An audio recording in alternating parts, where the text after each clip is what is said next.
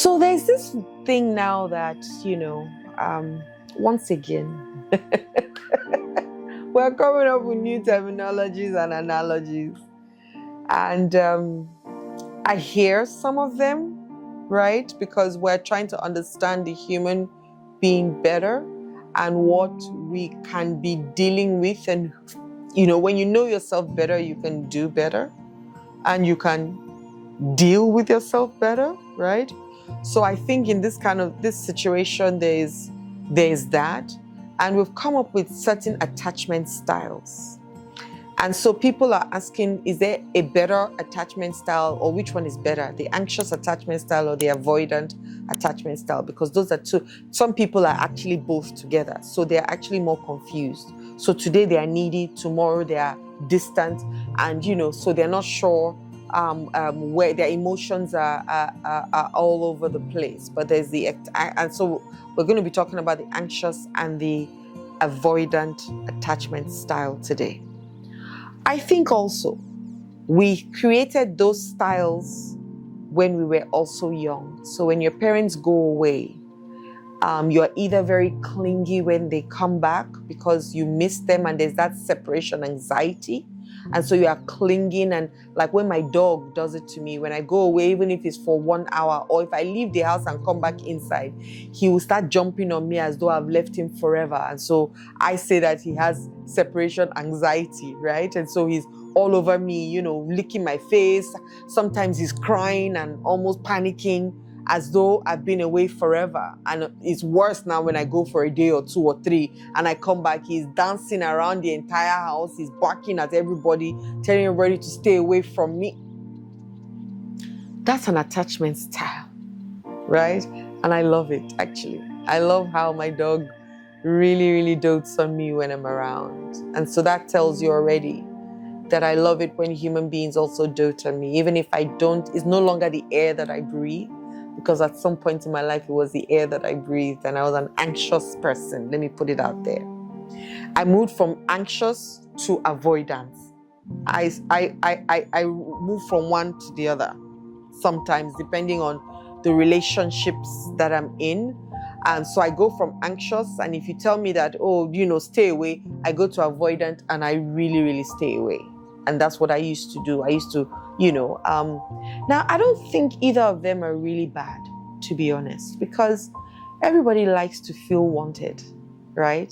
So I don't think there's any word that doesn't have a positive outcome. Well, for me, I always look for the positive. So maybe there's a positive in being anxious. There's a positive in caring. So my positive out of that style will be, I care about you, but I also want you to care about me, and leave it at that without going into the depths of how negative it can be, because you can become so needy and so clingy, and people run away from you, and you're constantly calling, are you okay? Are you okay? Tell me you're okay, but also tell me I'm okay. So it can really be very, and I used to fall into that category. Like if I can't reach you on your phone, I will start panicking and thinking of all the worst case scenarios that could have happened. Is he with? Are they as little as are they even having fun without me and I'm not there? I used to really, really panic. But then on the avoidance side, you're emotionally distant. Nothing touches you. You keep it at arm's length. We say that. Keep them at arm's length. Let them not come close to you. That's the avoidant person. So when your parents go out, when they come back, welcome, I'm happy by myself, and I've created a wall around myself that nobody can penetrate through and hurt me, because that's what it is. The other one is afraid of rejection. This one too, afraid of rejection. But one is, I'm going to smother you with so much. The other one is, I'm going to keep you at arm's length because I'm also afraid of being rejected. Or for some people, is abandoned.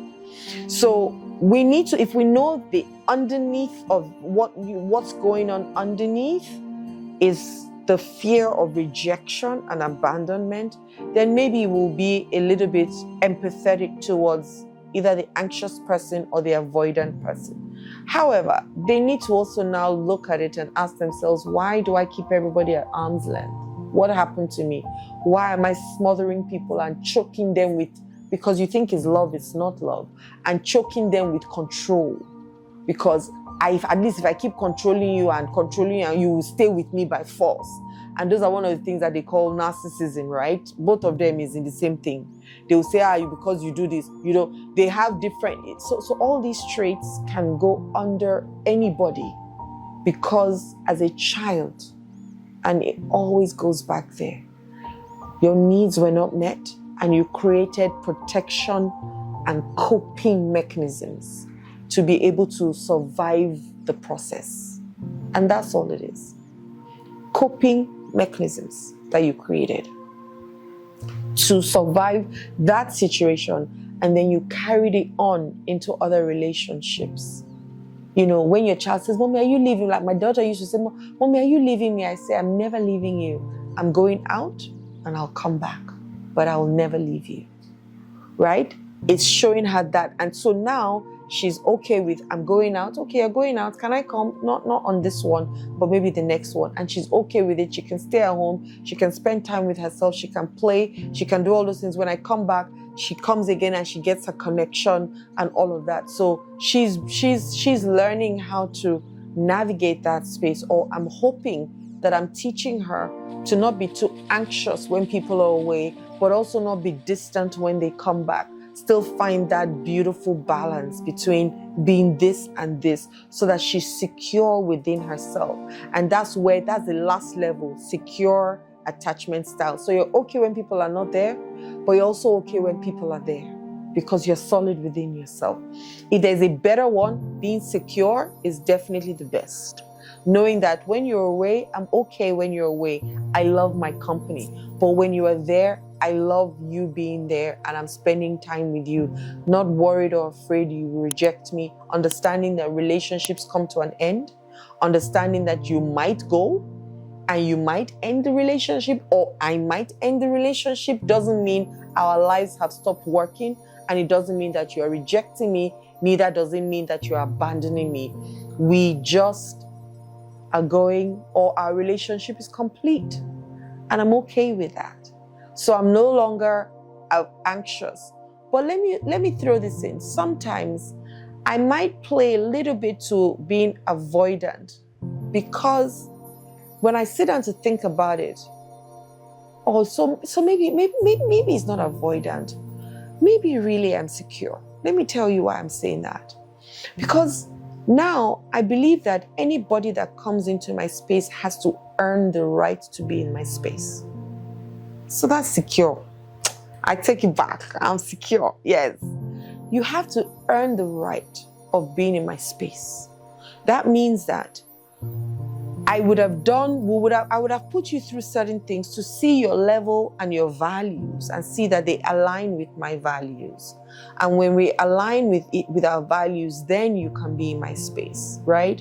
And I'm not saying that it makes you a bad person if we don't align. If, for example, you want to smoke and drink, I don't want to spend time with people, not because you smoke, but I don't want to inhale secondhand smell. So I'm not going to spend time with you because of that. Not because I don't love you as a person. We can gist on the phone and play, or you can come into my space and you will not be smoking, but so that you also don't feel rejection. I keep it at arm's length, if you get what I mean. Or the other person, I let you know clearly that I can't stay with you in this space, right? And so I'm secure. So I take it back. So I think that's the best place to be at, actually. To be a secure person, knowing that it's okay to be alone, enjoying your company completely. But also it's okay to be with people and enjoying their company when they give it to you as well. And not afraid that when people don't pick your call, they might be doing something they're not meant to be doing. What if they actually don't want to talk to you at that point? And there's nothing wrong with it. It doesn't demean you or disregard you or make you a small. No. They have a right to their privacy and their time alone also. And that also makes you know that you're secure as well. Have a wonderful day. Hi there, my name is Adeola Kingsley James. I hope my videos have blessed you and you have learned a thing or two, and you can share it with other people as well. Click the notification bell below so you can get my videos when they drop. Subscribe and share me with other people. do that. The last one, very important, share me with other people so that they can also be blessed like you. Once again, have a wonderful day. Love and light.